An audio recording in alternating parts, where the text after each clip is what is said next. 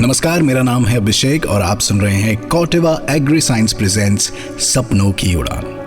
दोस्तों, Corteva agri science एक वैश्विक आधुनिक कृषि पद्धति आधारित कंपनी है जो दुनिया भर के किसानों को कृषि के लिए सबसे पूर्ण और समावेशी समाधान देती है। इसमें उपज और लाभप्रदता में वृद्धि, उत्पादकता को अधिकतम करने के लिए उन्नत बीजों का इस्तेमाल, फसल सुरक्षा और डिजिटली समस्याओं का संतुलित और पूर्ण समाधान शामिल है।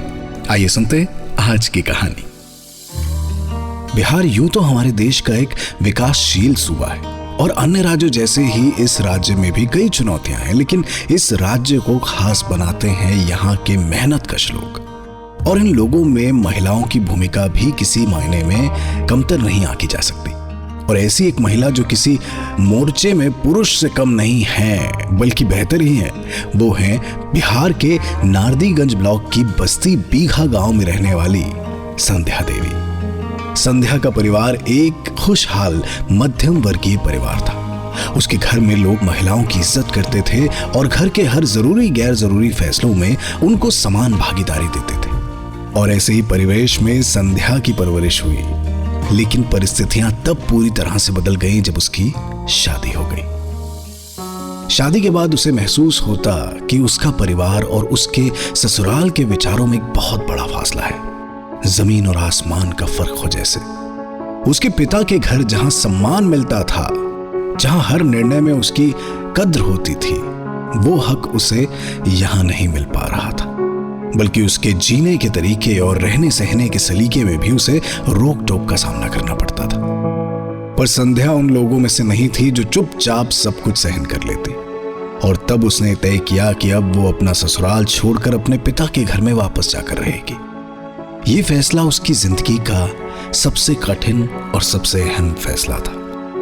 अब देखिए, किसी महिला का उसके ससुराल को छोड़कर घर आना एक बड़ी बात होती है, लेकिन जब आपके पास ऐसे जायज कारण हो तो आपको ऐसे कठिन और सही फैसले शायद लेने ही पड़ते हैं। और इसी फैसले को लेने में उसकी मदद खुद उसके परिवार ने की।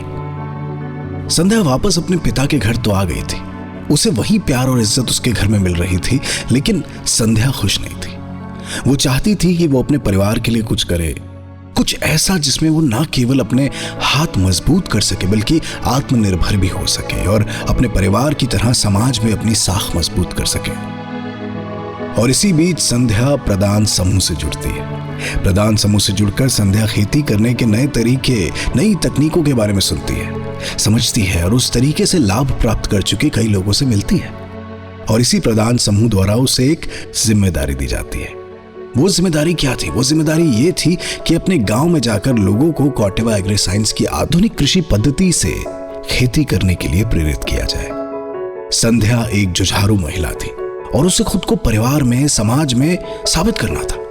इसीलिए उसने ये जिम्मेदारी बिल्कुल खुशी से कबूल की। लेकिन लोगों को कॉटेवा एग्री साइंस के बारे में बताते हुए उसे कई नई तरह की समस्याओं का सामना करना पड़ा।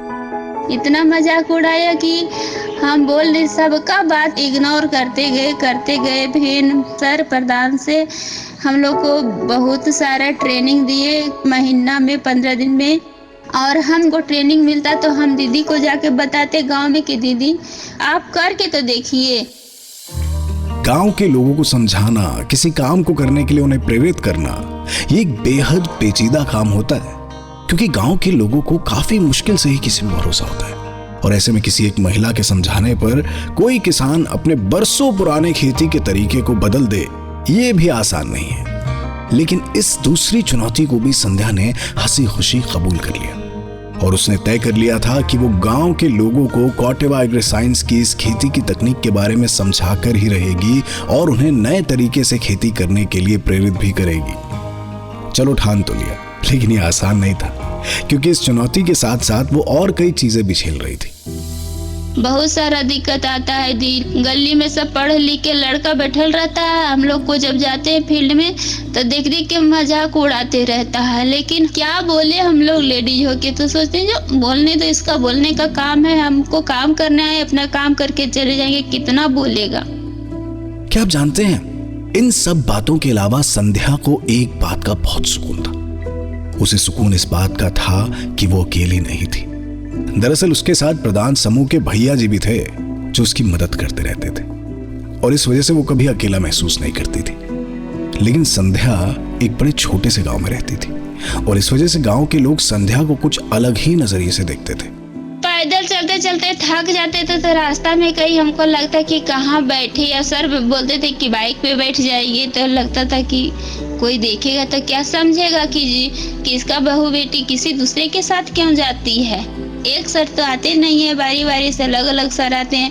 हम कितना के बाइक पे बैठे हैं, हमको खुद बैठने में शर्मिंदगी होती थी दी। पर संध्या ने इस बात की कभी परवाह नहीं की और एक ऐसा समय भी आया कि संध्या के मन से ये झिझक और डर बिल्कुल निकल गया। जानते हैं, अगर आप किसी चीज को बार बार झेलते हैं ना, तो या तो आप उस चोट से, उस मार से बिल्कुल टूट जाते हैं या फिर इतने मजबूत बन जाते हैं जिसकी कोई बात ही नहीं। और संध्या टूटने वालों में से तो बिल्कुल नहीं थी। संध्या ने गांव वालों के तानों को नजरअंदाज करना सीख लिया था और उस झिझक के परे उसने अपने काम को अहमियत दी और अपने आसपास के लोगों के तानों से ऊपर उठकर उसने आम लोगों की, आम किसानों की भलाई के लिए काम करने को प्राथमिकता दी।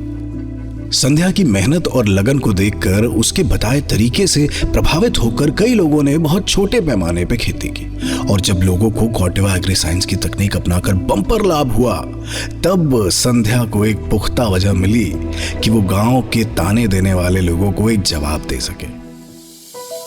फर्स्ट बार में जो धान लगाए तो भैया दीदी सब खुश हो गए कि वाह, ये धान तो बिना लेबर कॉस्टिक का बच जाता है, इसमें तो बहुत कम खर्चा में वही धान का बराबरी ले लेता है। फिर दीदी को बताए, क्या दीदी पहले बार तो धान लगाए थे तो सब गाली उली सुने थे, हम भी बहुत तरह से रास्ता में जाते थे तो बोलते से सब भैया कि हाँ खेतवा में हीरा उपजेगा, भर भीतर धान होगा। अबरी क्या होगा दीदी, अबरी करिएगा धनमा की खेतवा में लगाइएगा धनमा की नहीं लगाइएगा, ट्रेनिंग लीजिएगा इसका कि नहीं लीजिएगा। जी हाँ, संध्या ने खुद को साबित कर दिया था कि वो सही थी और उसे ताने मारने वाले लोग गलत। उसने साबित कर दिया था कि महिलाओं को बुरी नजर से देखने वाले लोग गलत हैं। और इस घटना के बाद गांव के लोगों ने कभी भी संध्या पर या उसकी काबिलियत पर कोई संदेह नहीं किया और अगली बार बिना ताने दिए हुए सैकड़ों किसानों ने कॉटेवा एग्री साइंस के तरीके से खेती की। हमेशा तत्पर रहते हैं कि नहीं हम करेंगे ये काम। अब हम फील्ड में जाने से नहीं कतराते हैं सर। हमको एक गांव से, अपना गांव से दूसरा गांव में जाने के लिए बोलते हैं, दूसरा पंचायत में जाने बोलते हैं। अपना गांव वाला तो आदमी समझ गया, दूसरे गांव को हम कैसे समझा पाएंगे। इस तरह से करते करते फिर सोचेगा अच्छा सर बोलते हैं तो सर भी तो साथ में रहेंगे ही। अपनी जिंदगी में कई चुनौतियों को झेल चुकी संध्या कॉटेवा एग्री साइंस व प्रदान समूह की मदद से अपनी जिंदगी को बदल चुकी थी और साथ ही साथ उसने अपने आसपास के गांव में भी कई किसानों की जिंदगियों को एक सकारात्मक बदलाव दिया था। और इस पूरे वाकये में उसने न सिर्फ खुद को साबित किया था बल्कि खुद के लिए एक सोच भी विकसित की थी कि नारी अगर चाहे तो सब कुछ कर सकती है और उसे किसी के भी पराधीन रहकर रहने की जरूरत नहीं है। नारी भी कोई चीज होती है, उसका काम करने से बहुत आगे बढ़ सकती है। अपने आप में हम महसूस किए, जो कभी हम घर से नहीं निकले तो बहुत सारा देखे भी, बहुत सारा चीज सीखे भी। हमको खुद से बाहर निकलना चाहिए। हम क्यों पराधीन रहें 2 रुपया के लिए। संध्या इस बात का एक कमाल का उदाहरण है कि महिलाएं पुरुषों से कम नहीं है और चुनौतियां जितनी भी आए उन सभी में महिलाएं चुनौतियों का डटकर सामना कर सकती हैं। संध्या ने साबित किया है और करके दिखाया है कि समाज आपको जो भी कहे, अगर आप अपने काम को प्राथमिकता देते हैं तो आप कभी भी असफल नहीं हो सकते। और ऐसे ही काबिल लोग जो निडर और निर्भीक होकर अपना काम करते हैं, देते हैं अपने सपनों को उड़ान। तो दोस्तों, ये थी आज की कहानी कॉटेवा एग्री साइंस प्रेजेंट्स सपनों की उड़ान में मेरे यानी अभिषेक के साथ। जैसा कि कार्यक्रम की शुरुआत में मैंने आपको बताया कि कॉटेवा एग्री साइंस एक वैश्विक आधुनिक कृषि पद्धति आधारित कंपनी है जो दुनिया भर के किसानों को कृषि के लिए सबसे पूर्ण और समावेशी समाधान देती है। इससे उपज और लाभप्रदता में वृद्धि, उत्पादकता को अधिकतम करने के लिए उन्नत बीजों का इस्तेमाल, फसल सुरक्षा और डिजिटली समस्याओं का संतुलित और पूर्ण समाधान शामिल है। मैं उम्मीद करता हूं कि आपको आज की ये कहानी पसंद आई होगी और इसने आपको एक सकारात्मक ऊर्जा दी होगी। अगले हफ्ते फिर लौटूंगा एक ऐसी ही कहानी के साथ। तब तक आप सुनते रहिए कॉटेवा एग्री साइंस प्रेजेंट्स सपनों की उड़ान मेरे यानी अभिषेक के साथ।